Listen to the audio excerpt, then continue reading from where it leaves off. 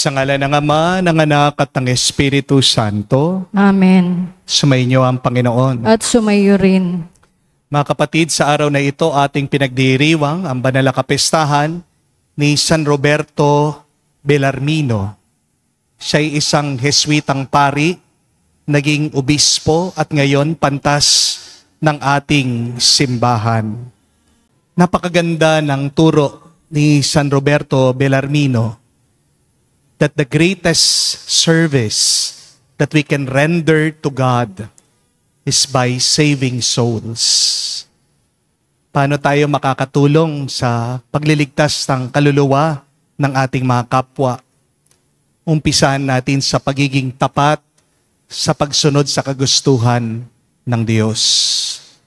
Umpisahan natin sa paggawa natin ng mabuti sa ating kapwa, ang mahalin ang iba kung paano tayo minahal ng Diyos. Napakaraming beses na kung saan nakalimutan natin na mas mahalaga pala ang kaligtasan ng ating mga kaluluwa sa mga pagkakataon na kung saan inuna natin maghanap buhay, ang magparami ng pera, ang kipagkompetisyon para maging mas sikat, maging mas kilala kesa sa iba.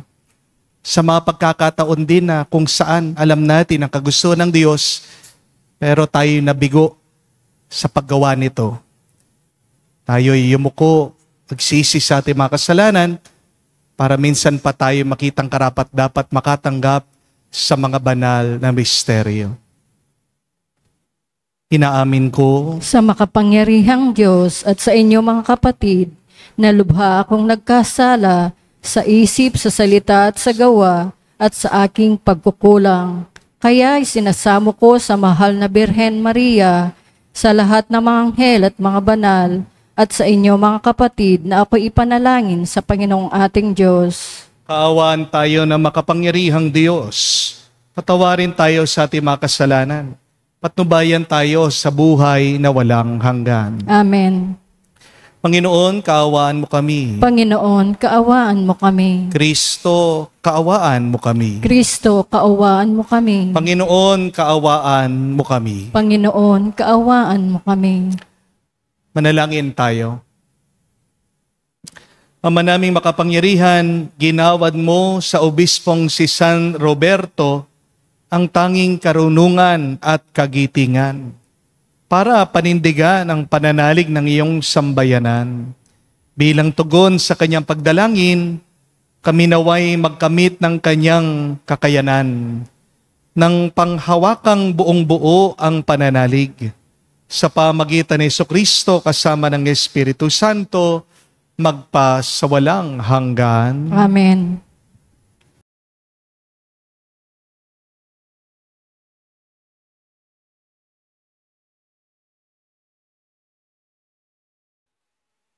Pagbasa mula sa unang sulat ni Apostol San Pablo kay Timoteo. Pinakamamahal, malaki ang pag-asa kong magkikita tayo sa lalong madaling panahon. Gayunmay, isinulat ko rin ang mga tagubiling ito upang hindi man ako makarating agad ay malaman mo rin ang dapat ugaliin sa sambahayan ng buhay na Diyos, sa simbahan na siyang haligi at saligan ng katotohanan. Napakahiwaga ng mga katotohanan ng ating relihiyon. Siya'y nahayag ng maging tao at pinatotohanan ng Espiritu, nakita ng mga anghel.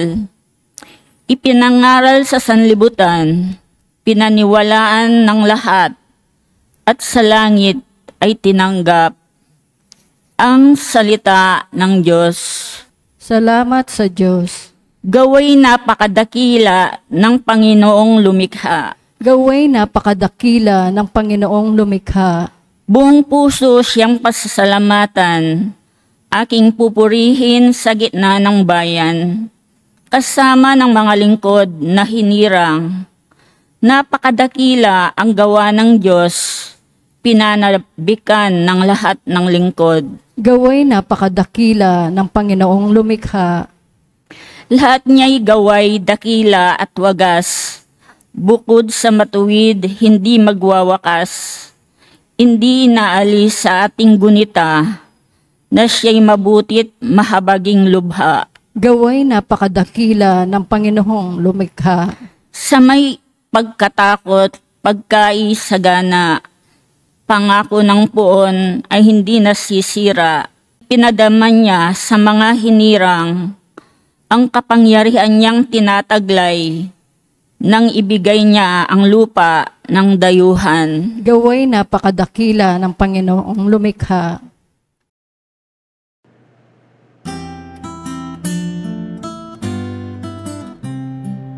Alleluia, alleluia, alleluia, alleluia, alleluia, alleluia, alleluia, alleluia, alleluia,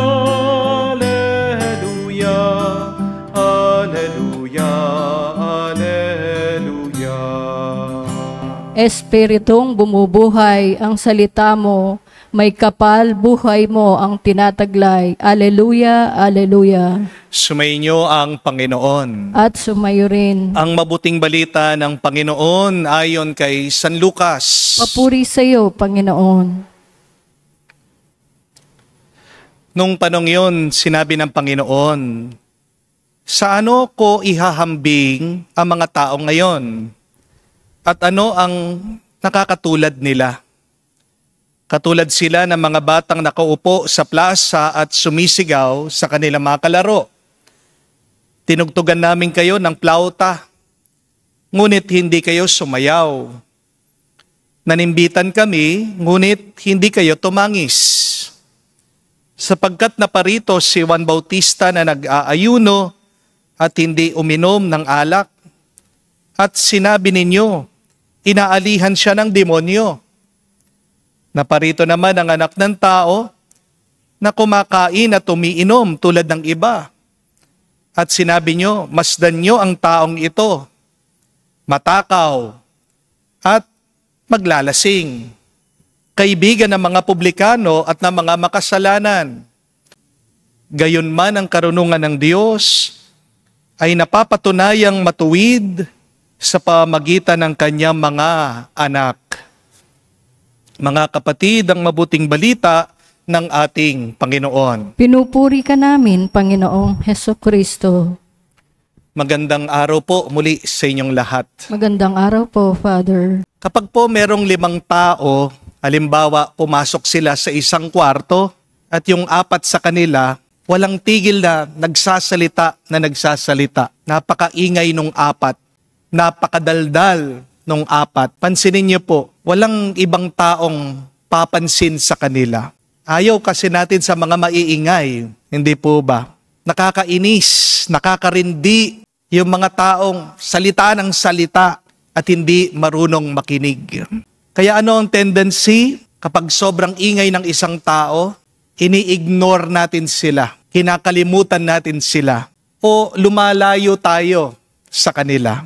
Di po ba? Pero kung yung isang tao na kasama nila, tahimik na nakikinig, siya yung tao na pakikinggan ng iba kapag siya na ang magsasalita. Dahil yung taong dating tahimik, kapag nagsalita, gusto mong malaman, gusto mong marinig, ano kaya ang kanyang sasabihin. Tandaan niyo po mga kapatid, ang katahimikan ay nagdudulot ng paggalang. Silence creates respect. Nagkakaroon ng halaga at bigat ang iyong mga salita kapag nanggagaling ka sa katahimikan. Kaya nga po, huwag kayong magmadali na magsalita. Huwag kayong maging atat sa pag-iingay. Mas piliin niyo po ang tumahimik muna at makinig kayo sa iba para maunawaan niyo sila. At kapag marunong kang tumahimik at makinig, nauunawaan mo din ang kagustuhan ng Diyos. Amen? Isang dahilan marahil Bakit ang daming hindi sumunod kay Jesus noong unang panahon? Ito ay dahil hindi sila marunong huminto, tumahimik, at makinig. Oo, ginagawa po ng mga Hudyo, ng mga Pariseo, Eskriba, ang batas ng Diyos. Pero pwede ka namang gumawa o sumunod sa batas na mali ang iyong dahilan. Remember that, my dear friends. You can do the right thing for the wrong reasons. You can actively do good for the bad intentions. At kapag hindi ka marunong tumahimik at makinig, napakalaking panganib. Ang mga maiingay ay puno ng paghuhusga at walang respeto sa iba. Di po ba? Kamukha po ng ginawa ng mga Hudyo kay San Juan Bautista at sa ating Panginoong Jesucristo. Sabi, si San Juan Bautista daw ay dumating. Stricto siya, nag-aayuno siya, mag-isa siya, nananalangin. Pero anong sabi ng ibang tao? Anong kanilang salita? Sinasapian daw siya ng demonyo. Si Jesus naman, ang anak ng Diyos, nung dumating, binaliktad niya, iniba niya yung kanyang approach. Nakikain siya, nakisama siya sa mga tao, pero tingnan niyo yung salita pa rin ng mga Hudyo. Siya daw ay lasenggo, matakaw daw siya, nakikipagkaibigan sa mga makasalanan. So anong problema? Hindi si Juan ang problema. Hindi si Jesus ang mali. Ang totoong problema ay yung puso ng mga taga-pakinig. The real problem are not the messengers. The real problem is not our Lord Jesus who came. But the real problem is the heart of the listeners. Sabi po ng ating statistics, meron daw po mga 13 na mga Filipino ang namamatay bawat oras dahil daw po sa sakit ng puso. For every hour, 13 Filipinos are dying every day because of a heart disease. Isipin niyo po yun, pagmunihan niyo. Nakakatakot po, no? Bilangin niyo po yung mga katabi niyo. 1 to 13. Kung kasama po kayo dyan sa 13 na yan, matakot na kayo, baka kayo susunod. Hindi naman po sana. Hindi po ba? No? But kidding aside, we have a major heart problem in this country. Amen? Pero ang problema din po ng ating puso ay hindi lang pisikal. Meron din pong problema ang ating spiritual na puso. At bakit merong sakit o problema ang ating spiritual na puso? Dalawa po ang dahilan. There are two major reasons why your spiritual heart is sick. It has a problem. Ang unang dahilan po kasi ang dami sa atin, puro salita, hindi marunong makinig. Ano po ang mangyayari sa puso kung palaging mabilis ang kanyang tibok? Yan po ay mapapagod. At kapag napagod ang puso, magkakasakit yan. At pag nagkasakit yan, hindi malayo. Hihinto yan. Kapag huminto ang iyong puso, anong mangyayari sa'yo? Ikaw ay dedo. Di po ba? Patay ka. Tapos ng buhay mo. Mga kapatid, kailangan po nating matutong huminto minsan at makinig. Take it easy. Relax ka lang. At habang ikaw ay nagpapahinga, habang ikaw ay nakahinto, kapatid, marunong ka naman sanang makinig. The problem with a lot of people today is their hearts are empty because they always talk and talk. Wala pong masama sa pagsasalita. It is our freedom of expression. Di po ba? Kalayaan mo, karapatan mo ang magsalita. Pero ano pong masama sa pagsasalita? Yung nagsasalita kang walang laman. Yung may sinasabi kang walang kwenta. Di po ba? Yan ang problema sa ating internet ngayon, sa social media. Ang daming mga content, walang katuturan. Walang kakwenta-kwenta. Para lang makagawa ng content, para lang kumita, kung ano-anong sinasabi, kung ano-anong ginagawa. Naalala niyo po, yung dumura doon po sa baptismal font sa simbahan. Bakit ginawa yon? Para lang magkaroon ng atensyon. Hindi po ba? Ganyan din ang ginagawa ng napakaraming fake news. Kahit na hindi sigurado kung ano-ano yung mga haka-haka, pinagtagpi-tagpi, minsan pinagkokonek-konekta, yung mga nagkakasalungat na katotohanan, kapatid. Kung walang kwenta ang mga salita, gutom ang ating mga puso at kalooban. Tanging ang salita lang ng Diyos ang makakapagpabusog ng iyong puso. Amen? Dahil anong sabi ng Biblia? God's Word is spirit and life. My dear friends, you may have a problem in your spiritual heart because your heart is hungry. It is malnourished.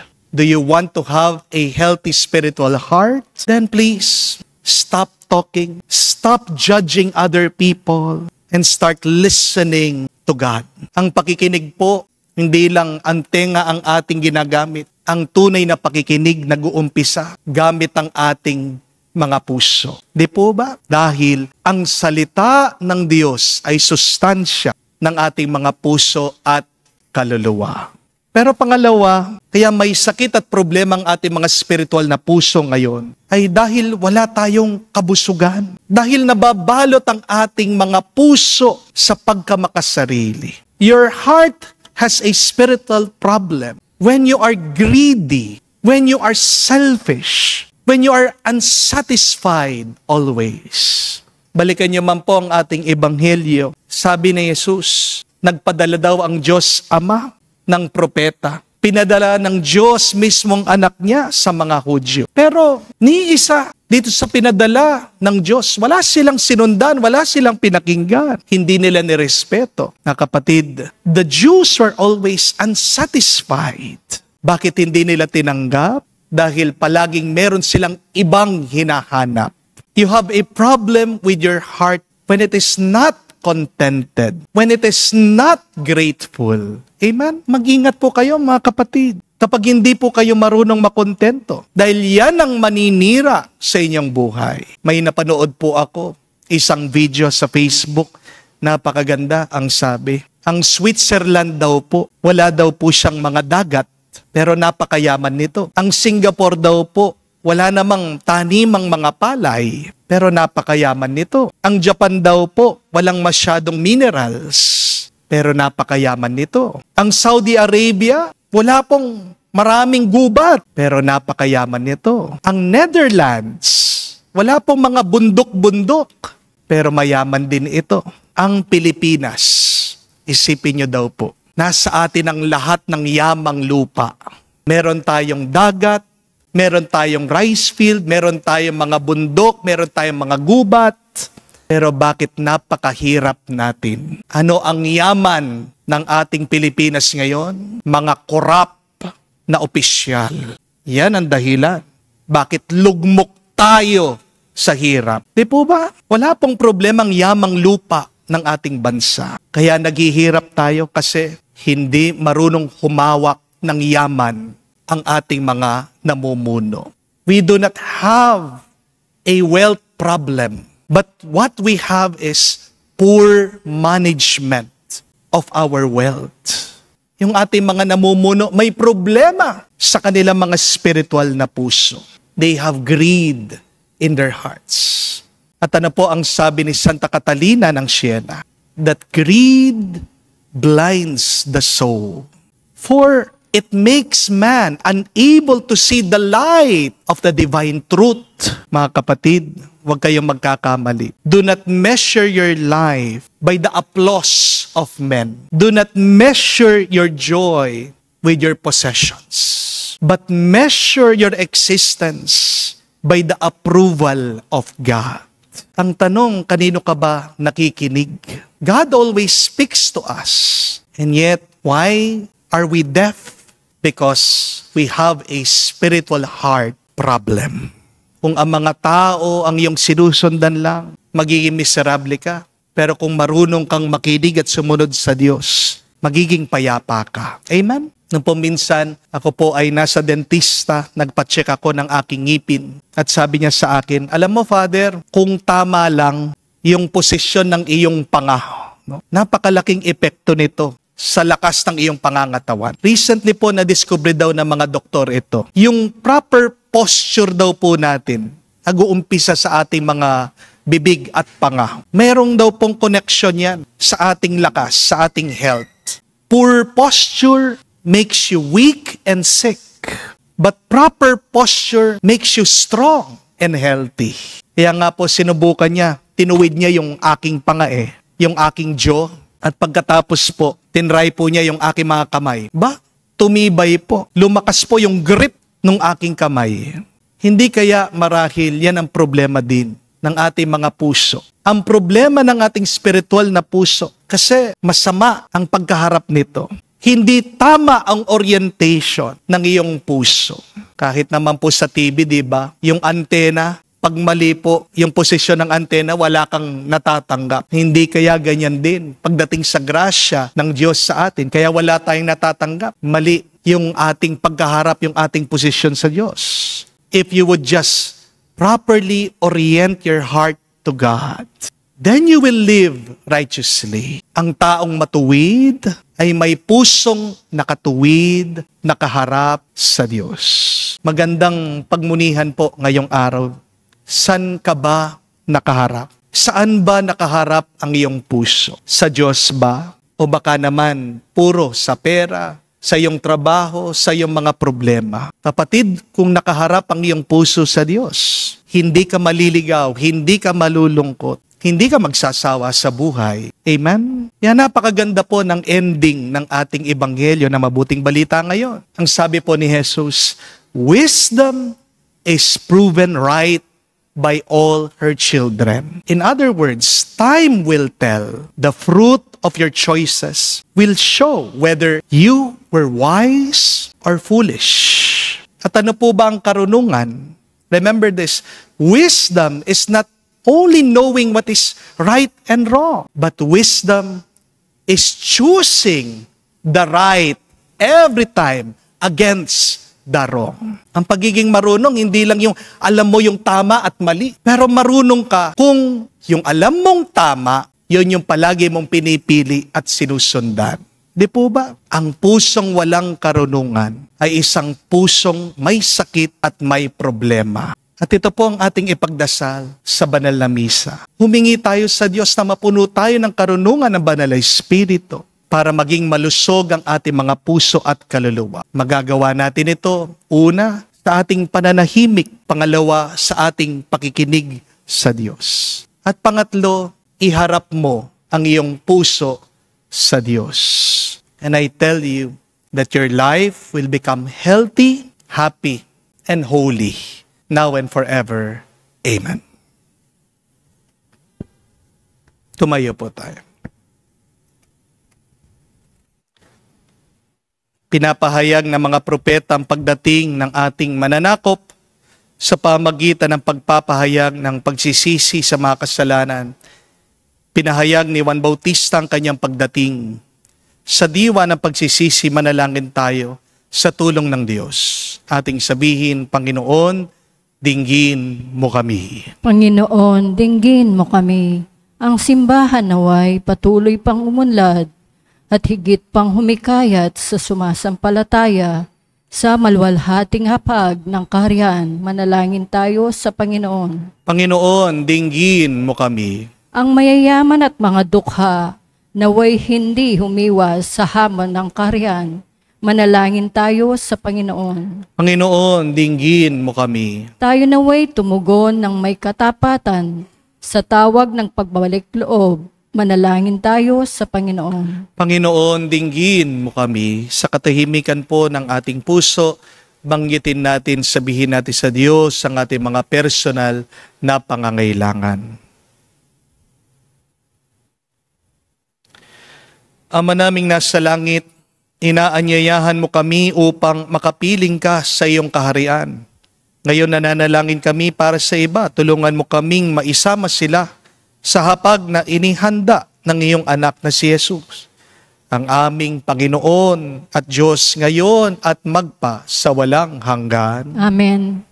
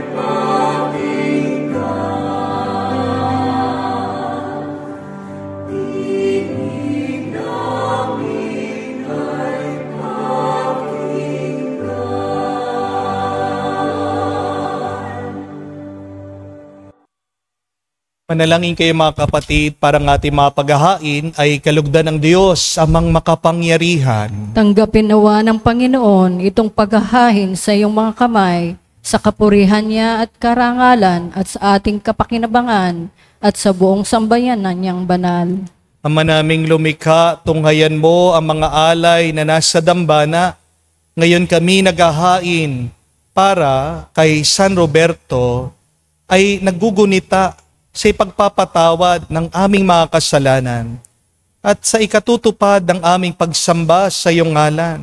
Sa pamagitan ni Jesucristo kasama ng Espiritu Santo, magpa sa walang hanggan. Amen. Sumainyo ang Panginoon. At sumayo rin. Itaas sa Diyos sa inyong mga puso at diwa. Itinaas na namin sa Panginoon. Pasalamatan natin ang Panginoong ating Diyos. Marapat na siya ay pasalamatan. Ama naming makapangyarihan, tunay nga marapat ikaw ang aming pasalamatan. Ikaw ang nagniningning sa piling ng mga banal. Sa kinararangal mo sa kanilang kabutihan, binibigay mo silang huwaran namin araw-araw at katuwang sa pagsamba sa iyong kamahalan. Sa pamagitan ng anak mong si Jesucristo, kami naliligid sa mga banal na tao. Sila'y mga saksi na ang pananalig sa iyo ay magaganap namin sa ikararangal mo. Kaya kaisa na mga anghel nagsisiawit ng papuri sa iyo. Nang walang humpay sa kalangitan, kami nagbubunyi sa iyong kadakilaan.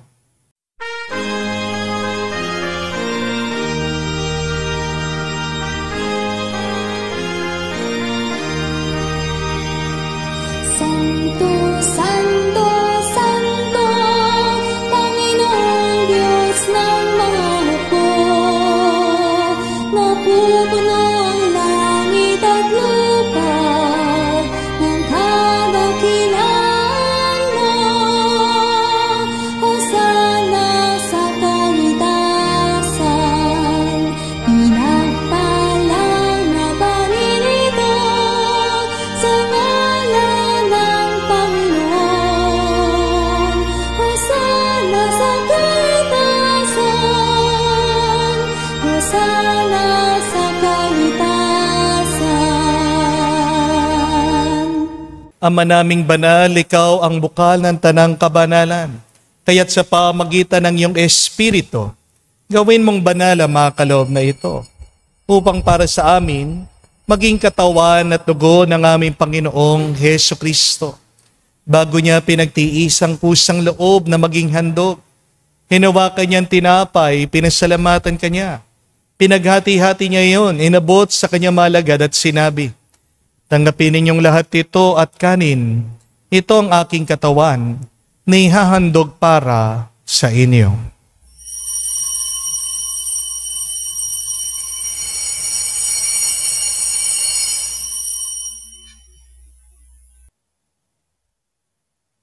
Gayon din naman na matapos ang hapunan, hinawakan niyang kalis. Muli kanyang pinasalamatan. Nabot niya ang kalis sa kanyang malagad at sinabi, "Tanggapin ninyong lahat ito at inumin. Ito ang kalis ng aking dugo, ng bago at walang hanggang tipan. Ang aking dugo na ibubuhos para sa inyo at para sa lahat, sa ipagpapatawad ng mga kasalanan. Gawin ninyo ito sa pag-alaala sa akin."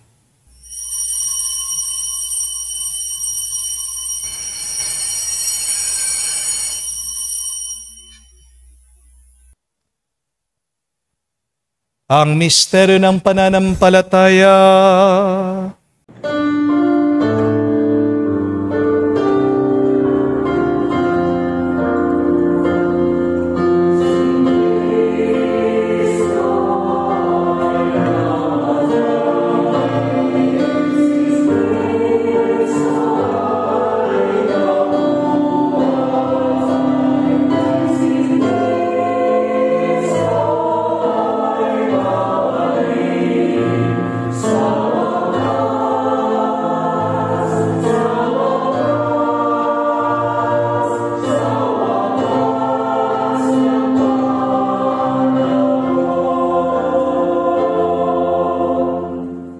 Ama, ginagawa namin ngayon ang pag-alaala sa pagkamatay, muling pagkabuhay ng iyong anak. Kaya tinialay namin sa iyong tinapay nagbibigay buhay at ang kalis na nagkakaloob ng kaligtasan. Kami nagpapasalamat dahil kami yung minarapat na tumayo sa harap mo para maglingkod sa iyo. Sinasamo namin kami magsalo-salo sa katawan at dugo ni Kristo ay mabuklod sa pagkakaisa sa pamamagitan ng Espiritu Santo. Amalingapin mong iyong simbahan, laganap sa buong digdig. Puspusin mo kami sa pag-ibig. Kaisa ni Leon ang aming Santo Papa, si Florentino aming Arsobispo at ng Tanang Kaparian. Alalahanin mo rin ang aming mga kapatid na nahimlay may pag-asang sila'y muling mabubuhay. Gayon din naman lahat ng mga pumanaw. Kawan mo't sila't patuloyin sa iyong kaliwanagan. Kawan mo't pagindapatin kaming lahat, makasalo sa iyong buhay na walang wakas. Kaisa na Mahala Birhen Maria, Ina ng Diyos, kaisa ni San Jose ang kanyang maluwalhating esposo, kaisa ng mga apostol, lahat ng mga banal, na namuhay dito sa daigdig na kalugod-lugod sa iyo. May pagdiwang nawa namin ang pagpupuri sa ikararangal mo sa pamamagitan ng iyong anak aming Panginoong Heso Kristo. Sa pamamagitan ni Kristo, kasama niya at sa Kanya, ang lahat ng parangal at papuri ay sa iyo, Diyos Ama, makapangyarihan, kasama ng Espiritu Santo, magpasawalang hanggan. Amen, Amen, Amen. Sa nakagaling na utos sa turo ni Jesus sa Panginoon natin na Diyos, ipahayag natin ang lakas, loob.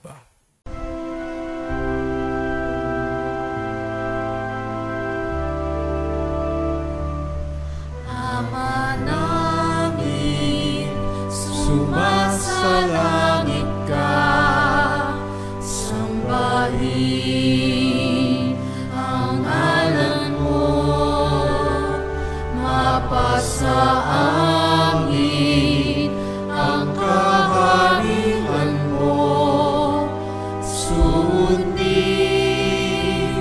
ang loob mo dito sa lupa,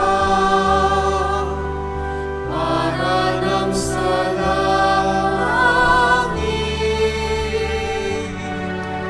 Bigyan mo kami ngayon ng aming kakanin sa araw-araw, at patawarin mo kami sa aming mga sala, para ng pagpapatawad namin sa nagkakasala sa amin.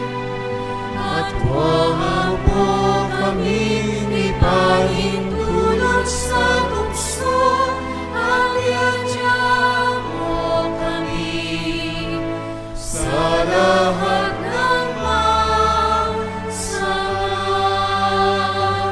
Hinihiling namin kami, Diyos, sa lahat ng masama, pagkalooban ng kapayapaan araw-araw, ligtas sa kasalanan, ilayo sa lahat ng kapahamakan, samantalang aming pinanabikan ang dakilang araw ng pagpapahayag ng tagapagligtas naming si Heso Kristo. Sapagkat iyo ang karihan at ang kapangyarihan at ang kapurihan magpakailanman. Amen. Panginoong Heso Kristo, sinabi mo sa iyong mga apostol, kapayapaan ang iniwan ko sa inyo, ang aking kapayapaan binibigay ko sa inyo. Tungayan mo ang aming pananampalataya at huwag ang aming pagkakasala. Pagkalooban mo kami ng kapayapaan at pagkakaisa ayon sa iyong kalooban, kasama ng Espiritu Santo, magpa sa walang hanggan. Amen. Kapayapaan ng Panginoon ay laging sumainyo. At sumayo rin. Magbigayan po tayo ng kapayapaan sa bawat isa. Peace with you po. Kapayapaan po sa inyong lahat.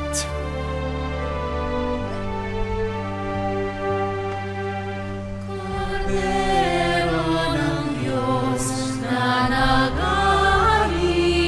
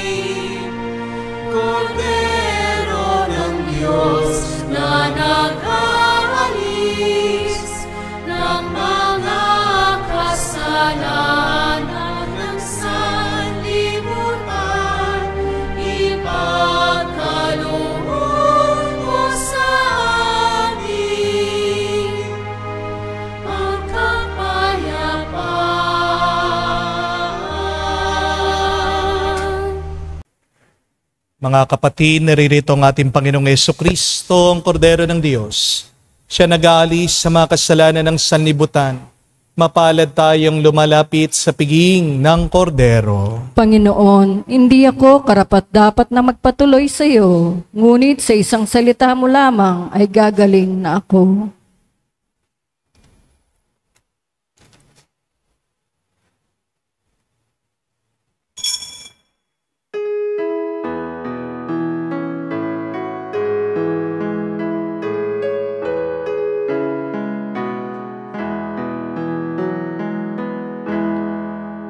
Tinanggap ko ang buhay na Diyos, puso ko ay nakalahak. Tinanggap ko ang buhay na Diyos, puso ko ay natuwa. Tinapay siya ng buhay, hinati at binigay para mangbigay buhay. Huwag mangamba kailanman.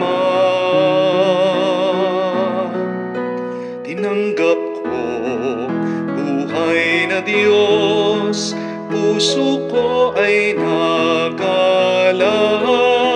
Tinanggap ko buhay na Diyos, puso ko ay natuwa.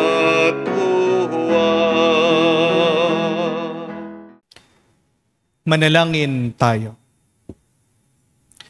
Ama naming mapagmahal, kami nagsipakinabang ay dumadalangin ang pinananaligan ng uliran naming si San Roberto ay maipahayag namin at itinuro niya ay magawa naming ganapin sa pamagitan ni Jesucristo kasama ng Espiritu Santo magpa sa walang hanggan. Amen. Mga kapatid, tandaan niyo po na marami sa atin ang merong heart problem. Hindi lang po physical ha, pero marami sa atin ang merong spiritual heart problem. Kaya nagkakaroon ng maraming problema sa ating buhay ay dahil may sakit ang iyong puso. Ano ang dahilan?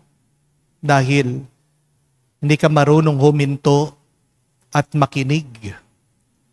Pero pangalawa, ito ay dahil sa iyong walang katapusan na pag-aasam, dahil sa iyong pagkamakasarili, dahil sa pagkaganid ng iyong puso.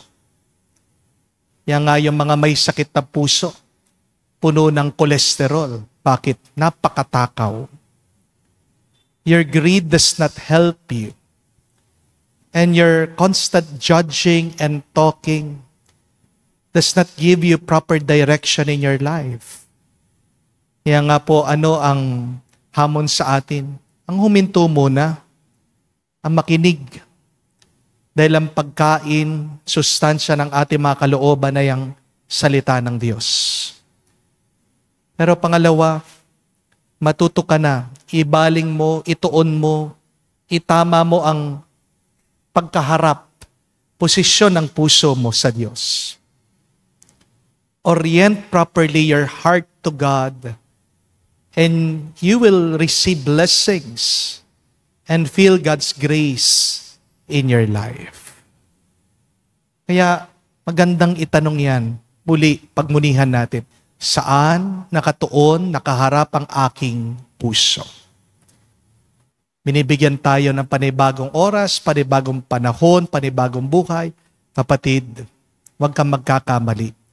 Iharap mo sa Diyos ang iyong puso at pupunuin ka niya ng kapayapaan.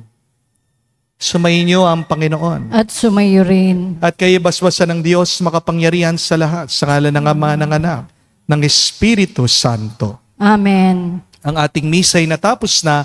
Humayo kayo sa kapayapaan ni Kristo. Salamat sa Diyos.